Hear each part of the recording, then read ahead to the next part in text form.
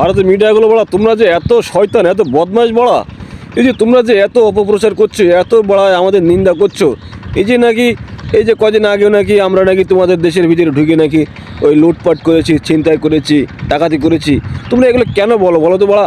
হ্যাঁ বলা, তোমরা জানো না বলা, তোমাদের দেশের লোক ওই বাইরের দেশে গিয়ে বলা ভিক্ষি করে খায়, বলা চুরি ডাকাতি করে খায়, তোমরাই তো সে চুরি ডাকাতি করো, আবার দোষ চাপাই দাও বাংলাদেশের মানুষের উপরে। বলা তোমরা আসলে সোজা হবে না বলা, তোমরা যে কুকুরি লেজ আছে না, কুকুরি লেজের থেকেও খারাপ বলা, বুঝছো? তোমরা আসলে সোজা হবে না। আর ওই যে ওই ইন্টারন্যাশনাল রিপোর্টে কী বলে জানো, ভারত সারা পৃথিবীর ভিতরে 1 নম্বরে আছে গুজব ছড়ানোর দিক থেকে। তা আসলে তোমরা আসলে গুজবের দিক থেকে এক মাস্টার বাড়া, তোমরা গুজব ছড়ানোর দিক থেকে তোমরা একে আছো একে। আর যত বড় গুজব ছড়াও সমস্যা নেই, বাংলাদেশের এটা বাংলাও ছিটতে পারবে না, বুঝেছো? এটা বাংলাও ছিটতে পারবে না। বাংলাদেশ দেখবে একদিন স্বাধীন করে নেবে, কলকাতা, আসাম, উড়িষ্যা সব কিছু বাংলাদেশ নিয়ে নেবে।